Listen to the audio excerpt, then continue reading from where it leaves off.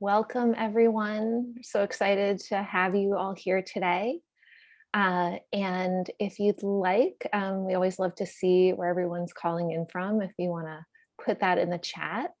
I also will put a link for where you can find out what native land you are on. I'm in San Francisco, which is the land of the Ohlone people. And you can go and see where there's a map called on native-land.ca, and I'll put that in a minute. But I don't want to take any time away from the wonderful conversation you're about to hear. So I'm just going to do a short introduction and then pass it off to Allison. So welcome to Past and Present with Allison Gilbert and Alvin Clayton. I'm Dara Cosberg, and I'm the program director at Reimagine, which is a nonprofit that sparks community experiences like this one to really explore some of the hardest parts of our existence, including serious illness and death, while celebrating life and one another. And before we get started, I first off want to express a huge thank you to Domani for Grief, who with their support makes this series possible. And they have just been tremendous partners throughout. And we have Christina here, who has from Domani, which has she's been fantastic. I also want to thank Reimagine's 2021 sponsors who also help support, make events like these free.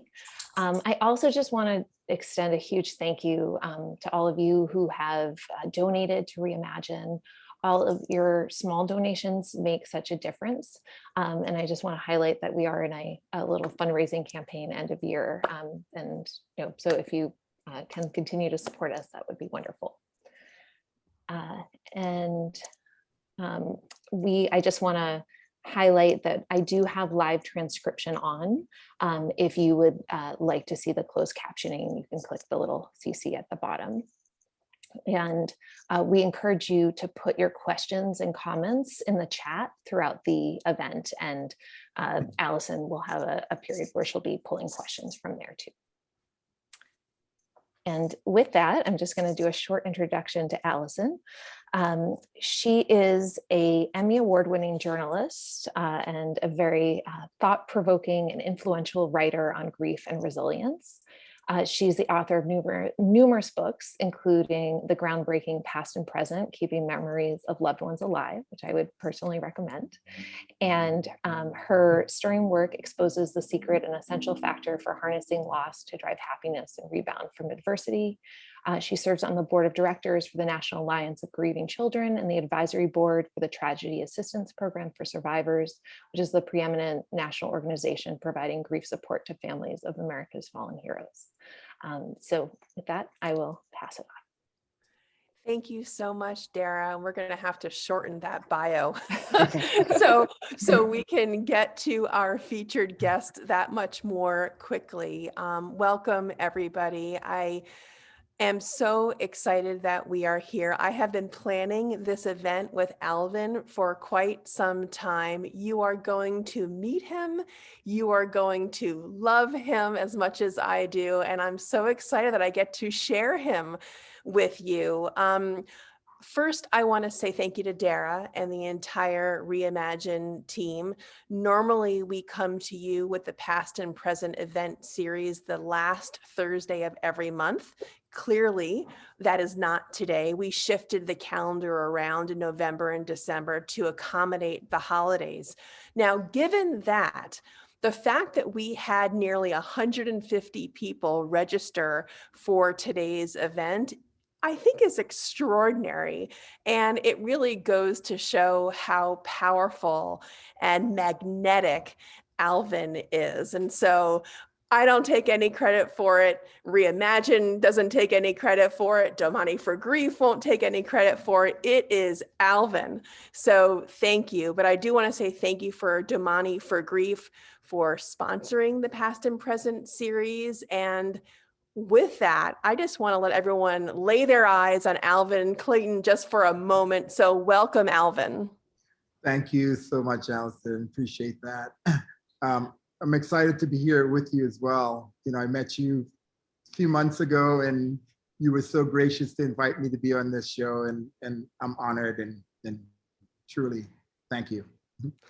Well, your reputation for me preceded my visit to Alvin and Friends, but boy, I am now able to like shout your name from the rooftops that if you are in New York and you go to Westchester County, which is about 35 minutes, 40 minutes north of New York City, accessible by train from Grand Central Station. So don't be worried if you don't have a car, it's accessible by train. You will be in for a treat. Alvin, tell me about your decision before we get into food and memories and your art. I would love just to orient everyone to how you became a chef. Do you mind just talking about that just for a second? Oh, not at all. I take it very lightly by saying that I am a chef. I guess I am a chef, but not by training in the school. I actually learned cooking from my grandmother. I was born in Trinidad, and my grandfather, who was a jack of all trades, when my mother came to the United States, my grandparents raised my brothers and I, and my brother was always under my grandfather's foot, and he could build a house from scratch. And I was always with my grandmother in the kitchen, and I could cook anything from scratch. So that's kind of how I became, I came into the whole chefing thing. From 8 years old, I actually was cooking for our family.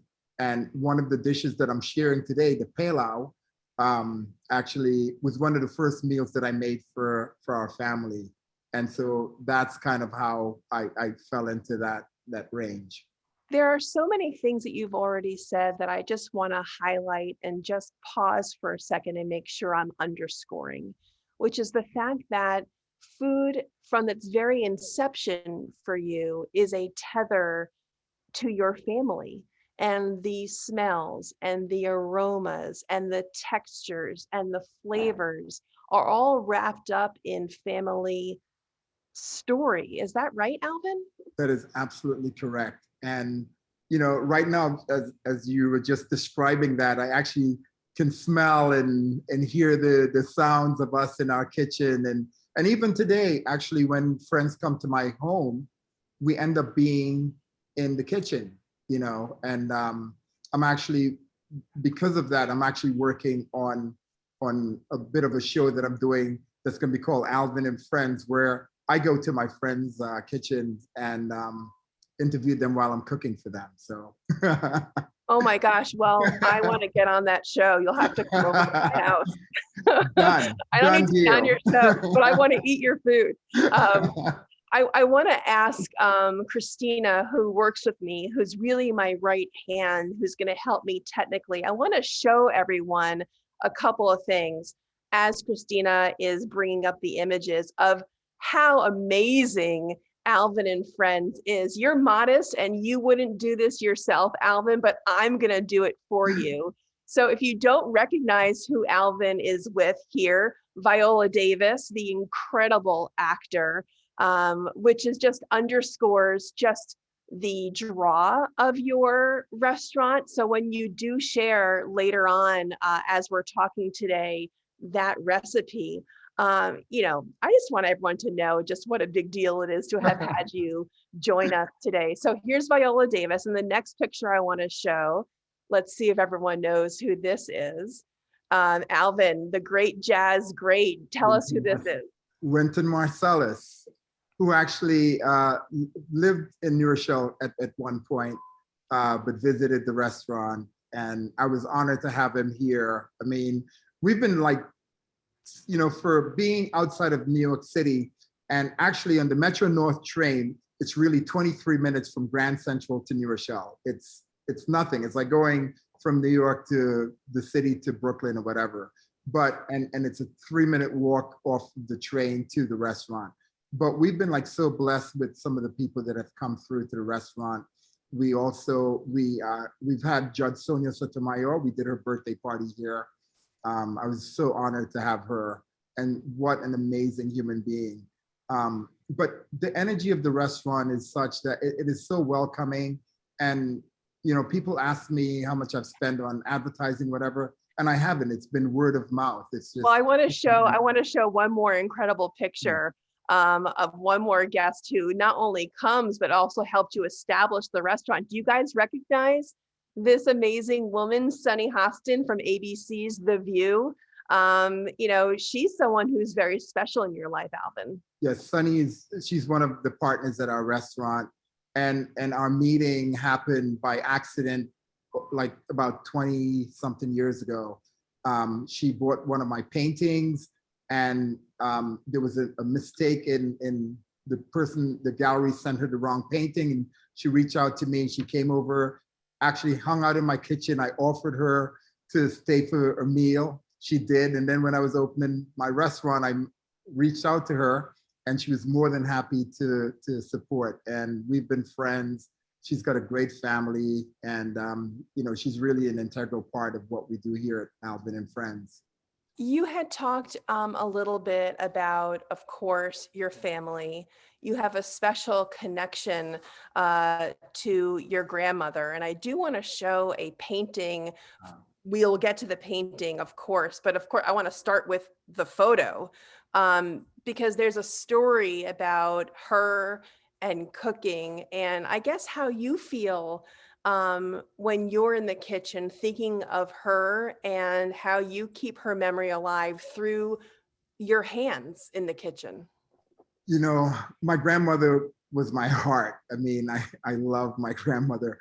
I love my mom, and but as a little boy, I remember my grandmother was like a queen to me. She was so beautiful. She was so elegant. She, so much love and appreciation. And I love being in the kitchen with her, and she taught me like so much.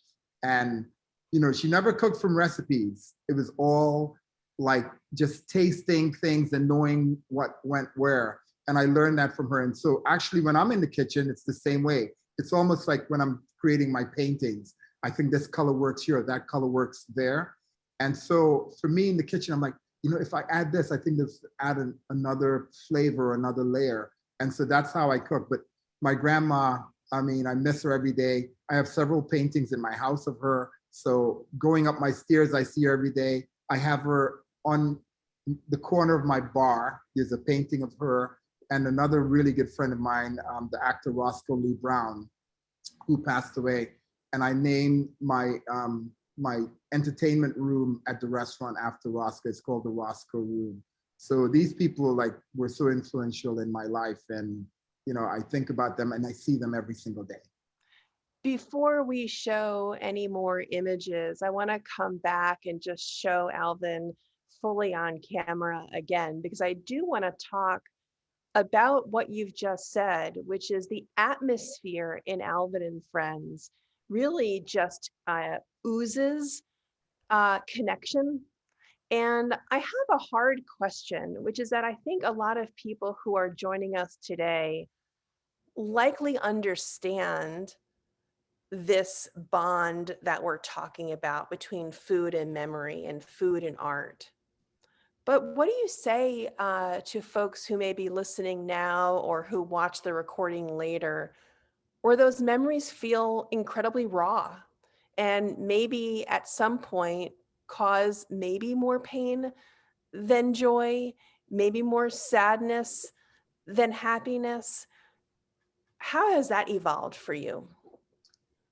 I think in life in general, we have good times, we have bad times, but it's all a part of our experiences, and it's all healthy. It makes us who we are.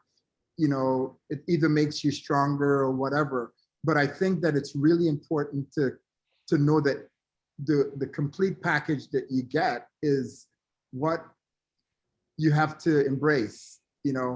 For me, the loss of, there's sometimes you think of the people that have gone by and there's a tear that fills your eyes. And it's only because they are so present, and the influence that they had on you is so strong. And I think you take that, and that's a positive thing too. And it also brings into effect the people that are around you that are still here, for me, it reminds me that I need to give the roses to the people that are still here while they're here. And so, you know, it's all a teaching and learning moment. And I think it's good to actually have the pain as well. I really do. I think it's a part of our humanity that makes us whole. It's interesting that you say that. I find it to be true. It's a lesson hard learned when loss is fresh, to think about the blessings that can come from grief. And so I feel like this is a great moment, this time of year, to try to be more purposeful in our thinking, that we are surrounded by symbols of joy, the sounds of laughter. And when those sounds are around us, they can sometimes feel jarring if we're in a place of real pain.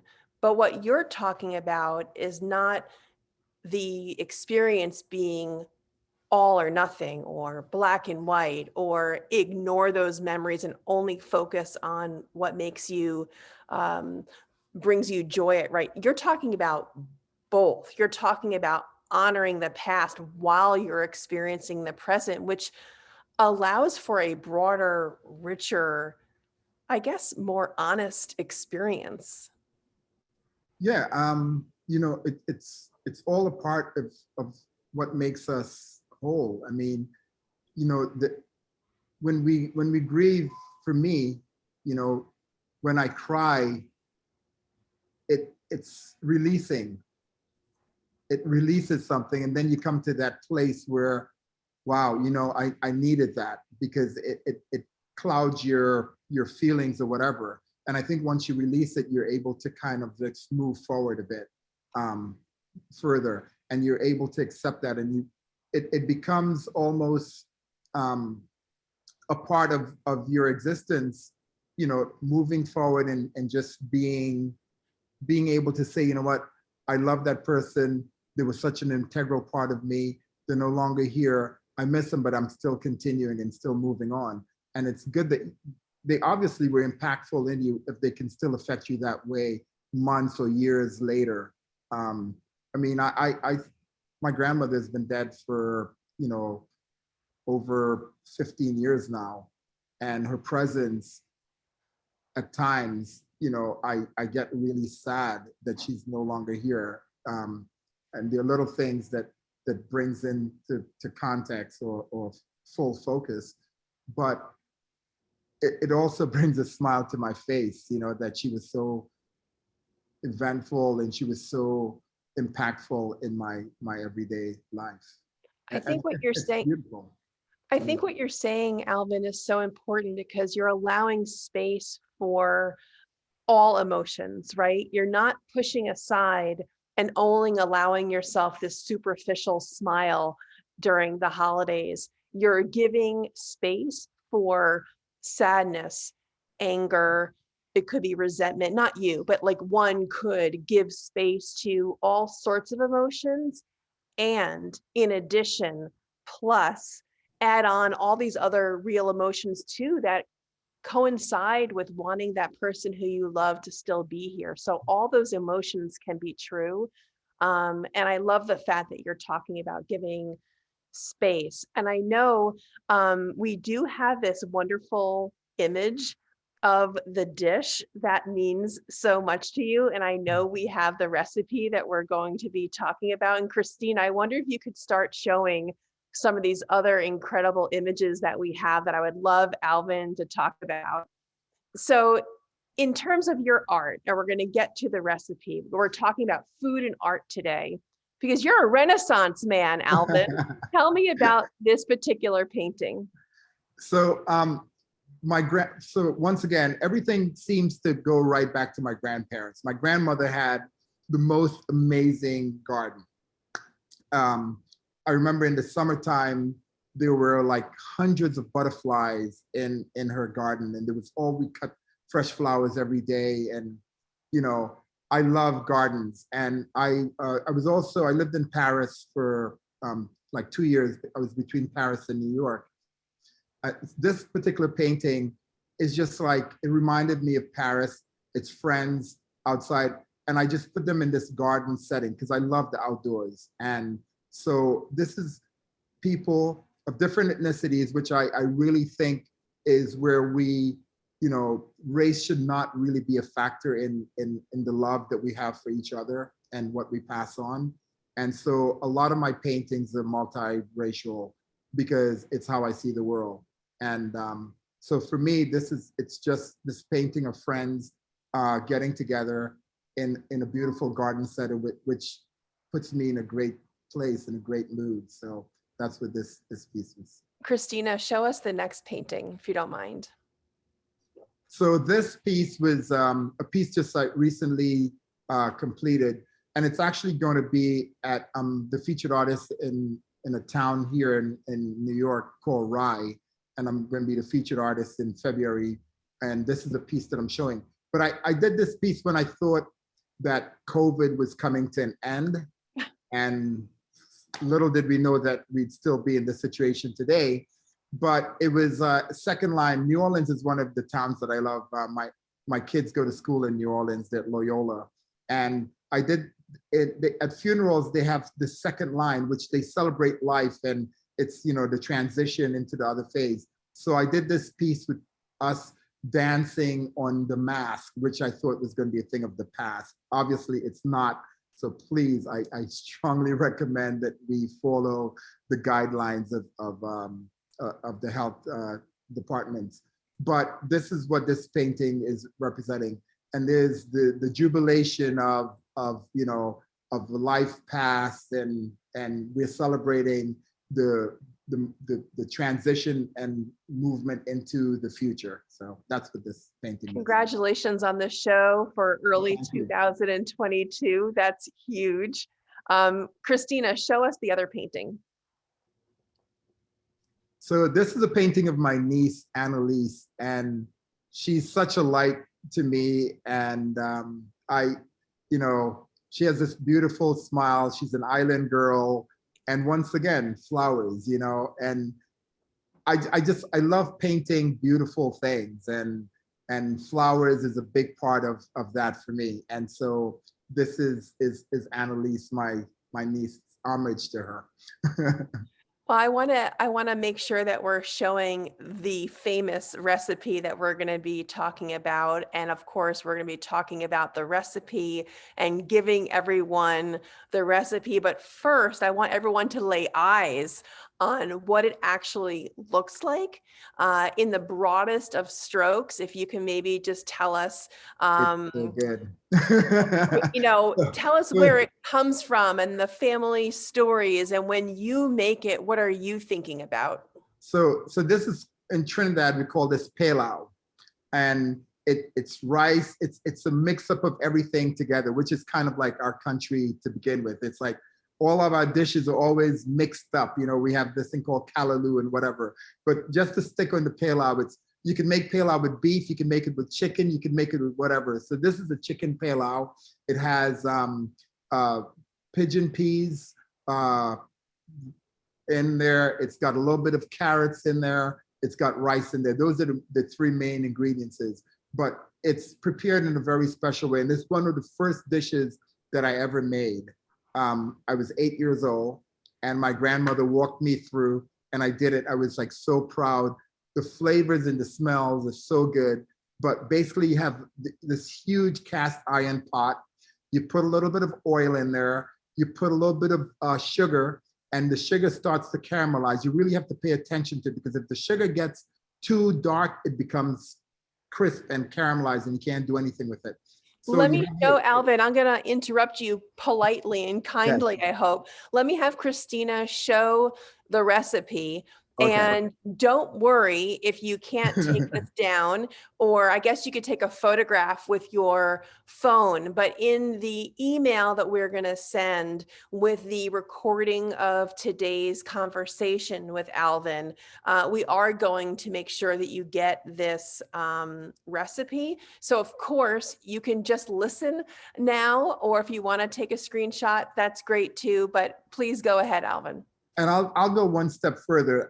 This is my Christmas gift to everyone that's looking. If you look at my website for Alvin and Friends Restaurant, I'm going to get my videographer to tape me doing it step by step.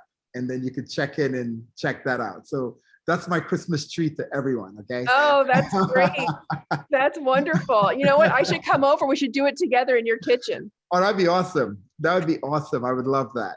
Except I'll ruin everything. No, you won't. If I could do it when I was 8 years old, you could do it now. So you were talking, when I interrupted you, that second line under method of cooking, you talk about the sugar as that's being a very delicate process. Tell us about that. So your chicken is already seasoned and you can figure it out. You season your chicken to your satisfaction, whatever, but this is how we season ours. And then, so once the sugar starts caramelizing, at the correct time when it's just a nice golden brown, you take the seasoned meat and you pour into that. And you'll hear these sizzling sounds like, and then the smells of all the seasonings starts coming all around you. And it is like the most delightful thing, right? And then you stir it up and you make sure that all the chicken pieces are covered with it.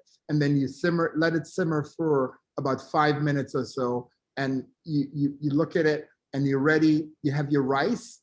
And then once it's ready, you can look at the directions. A lot of times when I cook it by feel. You look at it and you see, and you know when to put things in. So those are the approximation times of things. And then once your rice is in, you start stirring your rice and everything just cooks together. And you keep testing your rice when it's to the consistency that you're satisfied with. And those flavors are going to be so bursting. And a lot of times when we do it, we make this with a coleslaw salad, which I love to have it, because then you have the rice and peas and the chicken, and then the crispiness of the coleslaw with it. It's like heaven. Well, Alvin, meal still.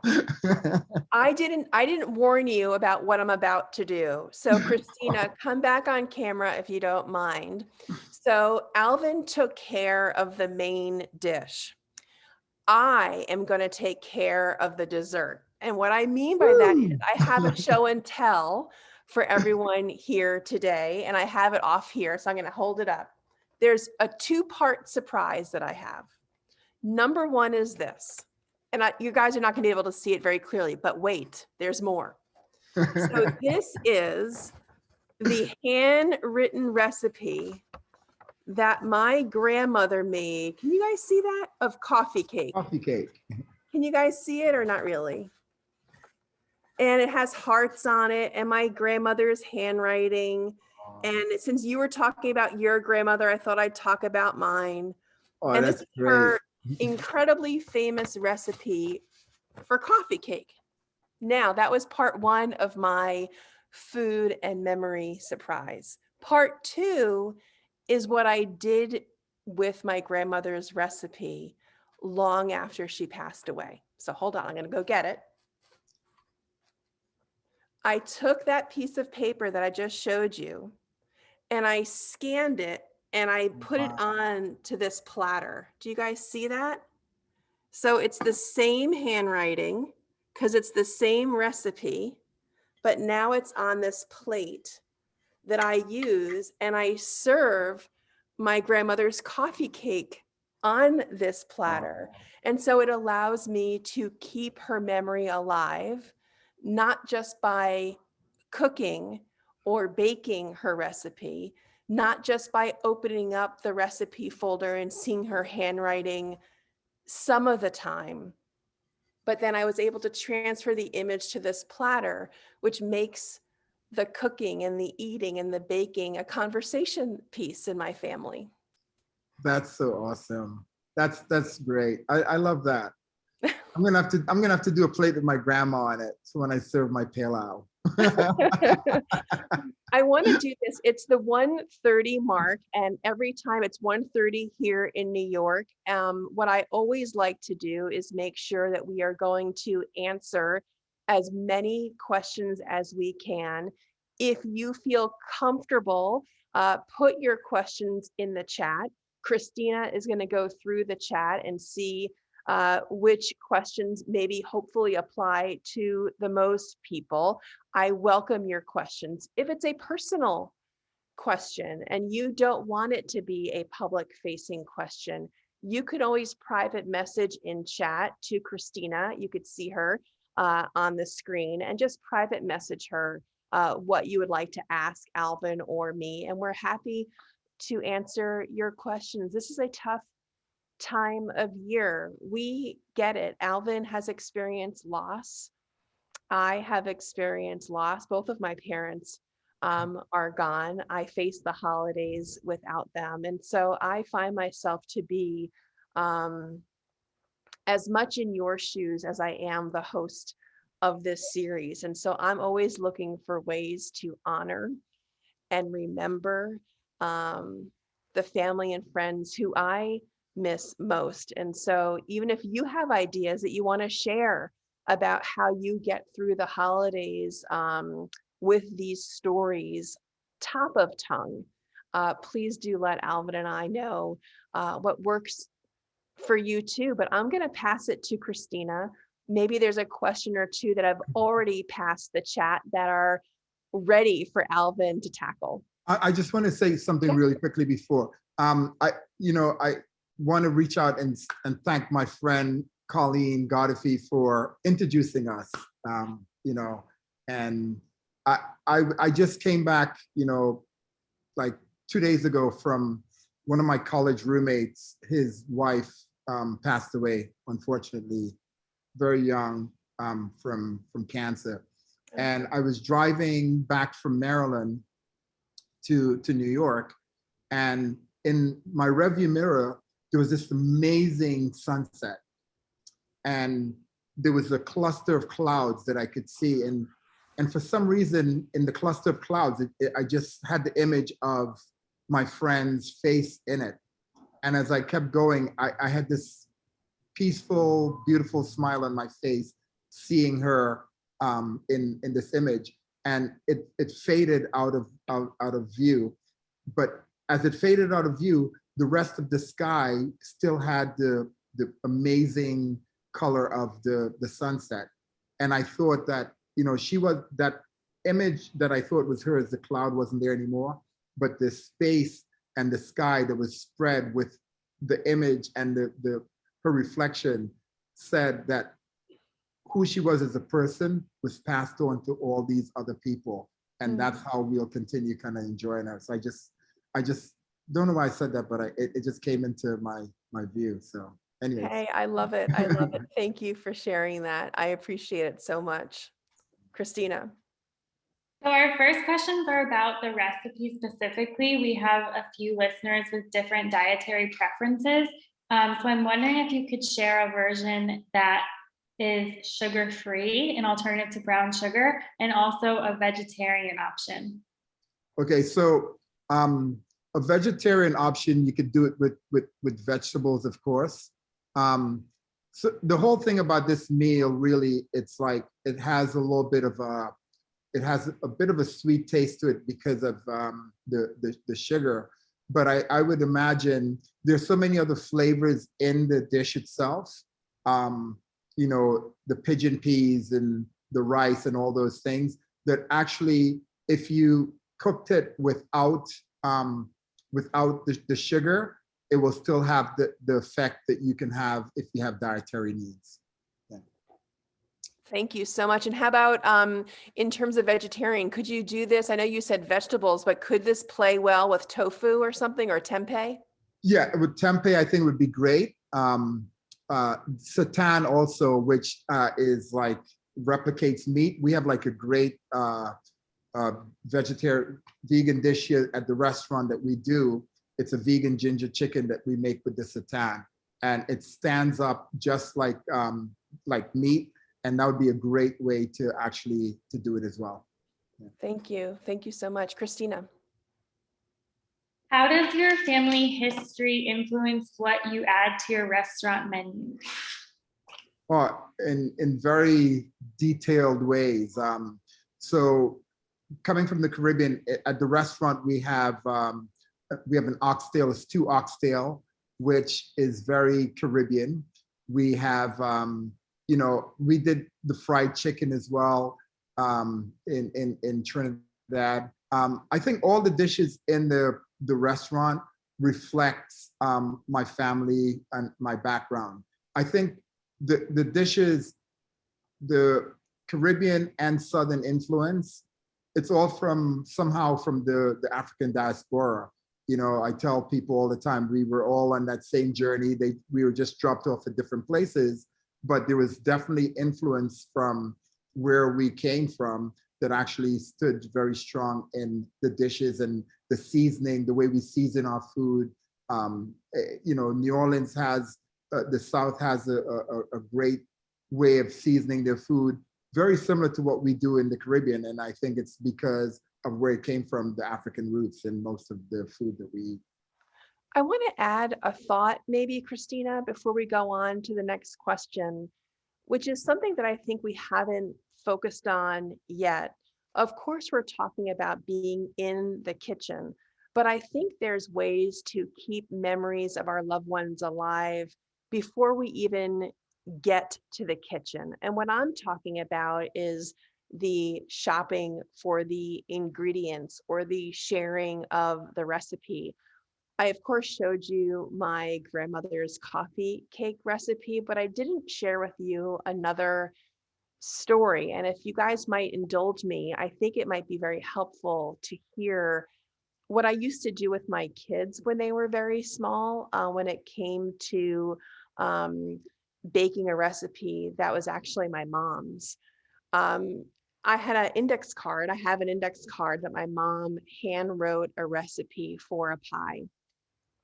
And when my kids were small and I needed to create things for us to do together, projects and activities, I had my kids learn to write by rewriting the ingredients to their grandmother's dessert. She died before they were born. She died before I was married. So this was a way for me, as a young mom, trying to make sure that my kids knew their grandmother. So they would rewrite Grandma Lynn's recipe, and we would take their rewritten lists to the grocery store, and they each had them in duplicate. And I would send them on, when they were old enough, a scavenger hunt in the grocery store to retrieve the ingredients for Grandma Lynn's special pie.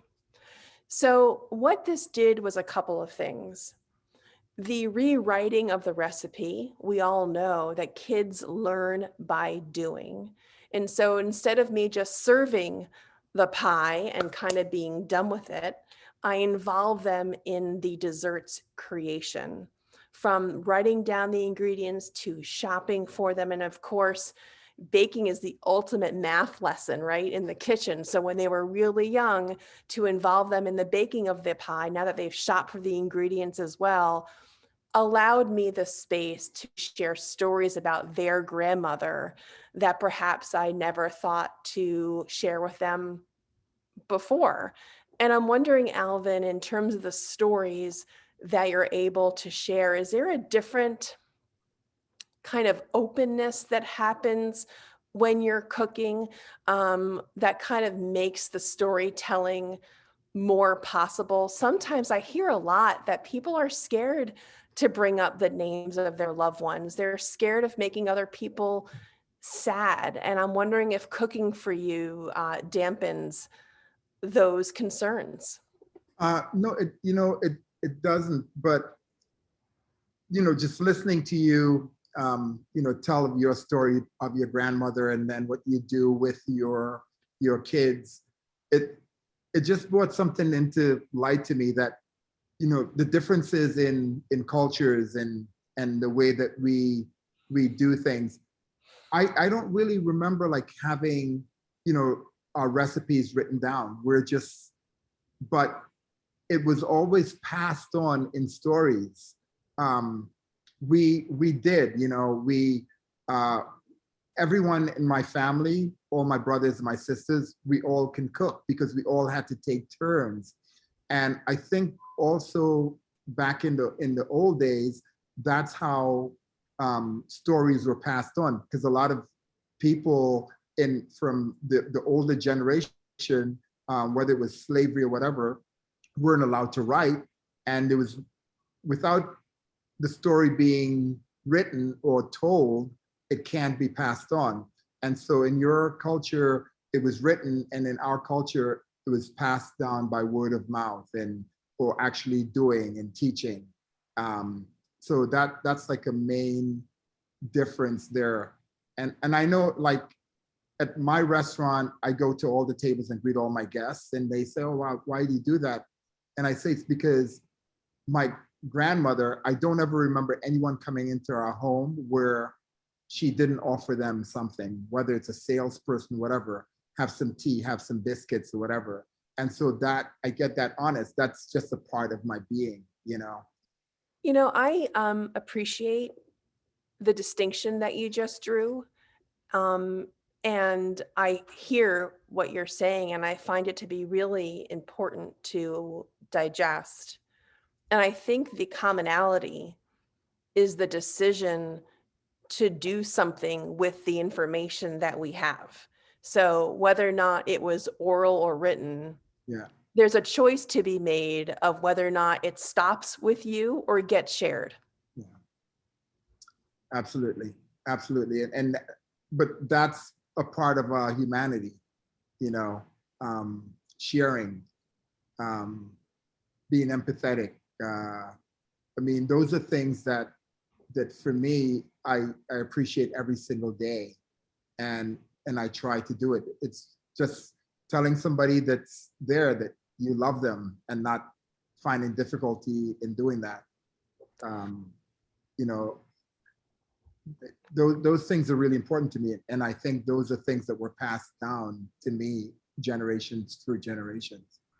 For everyone who's listening, I think that we're underscoring a really important point that I want to make sure, if you've drifted away and you're working on something else, I know a lot of cameras are off right now, but I do want to alert you to this really important point. So just come back to me for 1 second. What Alvin is talking about right now could not be more important. It's about being proactive. It's about making the decision to keep the memory of a loved one alive through cooking or through art or through the sharing of story. None of that happens without a decision to do so. And so for many of us, and I've heard this from my readers of my books over time often, that people get resentful, angry, lonely when they are not the recipient of outreach, that they're waiting for the phone to ring, they're waiting for a text to come, where somebody else will invite them to talk about their loved one. That's putting you in a passive spot. What I feel is so important to underscore here is the value of taking the reins and of cooking or painting or talking. All of it comes from making that choice, that remembering and honoring our loved ones is important enough to then take these actions, however small. So Christina, let me go back to you for a couple more questions. And I promise everybody, we will get out on time. If you've been to these past and present events over the last months, you know that I am a stickler. Your time is valuable. I know sometimes kids are down for naps. You're having a lunch hour. It's a late coffee, depending on where you are. I will get you out on time, I promise, but I want to hear all the questions that we have time for. So Christina, back to you. So Alvin, Jill noticed a piano in your background and would like to know if you also play the piano in addition to all the other art you create. I actually wish. No, so we have live music at the restaurant And so a lot of great musicians actually have come in here. We've actually had Christian McBride, the great bass player, which the bass is like one of my favorite instruments. So I fool around with the bass, but fool around is the underscore. I really, I play the bass, but we have a grand piano here, and we have one in our back room as well. We have a baby grand in the back room. And music is a big part of what we do here at the restaurant. It adds to the ambiance, it adds to the experience, and it's sometimes when there's no music, it seems loud. If you get what I mean, it's just like something seems to be out of sync, and it's not right. And with the music, everything comes into play. It's a great experience. Well, Alvin, I'm so relieved you don't do everything. Thank you. You were starting to make me feel really self-conscious. What else do you have? Just around the dinner table this year, around the holidays, do you have any other creative ideas to remember loved ones? You know what? That's a great question. And I was just about to say before that question. So at Sundays at my grandmother's house was when all my cousins lived within a mile or two of each of us where we lived. And so on Sundays, everyone came into to have big lunch. Lunch is the big meal in the Caribbean, in Trinidad particularly. So we had a big lunch with we'd have anywhere up to 20 people having lunch every Sunday. And my grandfather, we'd make a homemade ice cream, and my brother and I would churn it on the old ice cream churner, put salt and ice, and it was always delicious. But when I get together with my family, which we do regularly, my cousins, that we're all here in New York now, most of us, and when we get together, the memories of us growing up and the idiosyncrasies of our grandparents is a part of the meal. And there's no more joyous thing than reminiscing of us being around that table and preparing the meal and the mishaps and the different things that happen that just kind of like, we laugh, and that's a part of, of life. And that's a part of like just enjoying. And people have asked me how I named the restaurant Alvin and Friends. And they thought it was because of investors. It wasn't. The Alvin and Friends name came up because the most enjoyable meals I've ever had have been with friends or family. And it's not really what we're eating or whatever, but it's the camaraderie and breaking bread together and just sharing those moments. And so I would suggest that have as many family members as you can around and reminisce about those people that have gone by and what some of the joys that you miss about them, and relive that together with your family. I mean, that is the most precious thing you can do during the holiday season, I think. I would love to double down on some of Alvin's ideas and offer a few more. So we have talked already about recipes, and I showed you one idea for taking a recipe and transferring that image onto a plate. I certainly didn't do that on my own. I found a potter online who does that work. And all I did was literally scan that piece of paper and I emailed her the image. That's easy. We have talked about taking recipes to a grocery store and having, young children go shopping for the ingredients of a family recipe. There are a couple more things that I could share that I would love to take just a moment or two to talk about that are also really easy. One is using music. We've been talking about art, we've been talking about food. These are, of course, our senses. And hearing, of course, is another very important sense that we have. And music is one of the greatest tethers we have to the past. It could be specific. It could be to the artist or the song. Or of course, if you don't know the artist or the song, I want to lower the blood pressure. You don't have to feel, oh, I don't know who their favorite artist was. I don't know what their favorite song was. That's okay. It could be a genre. right? Maybe it's show tunes, maybe it's jazz, maybe it's classical music. And one thing that my family has done over time, after my father's brother passed away, my uncle, he loved music. And we put together a playlist of my uncle's favorite music so we can all share it and we can all feel that connection through music. And so what a great stocking stuffer gift that could be for the holidays, to create a playlist for a loved one to keep their memory alive of someone who has passed away. That's one. So that's music. Another idea is making sure you are careful about how you talk about your loved one. And here's what I mean by this. Language and the words we choose are powerful. Here's an example. When both of my parents passed away, as I mentioned to you, my mother was already gone.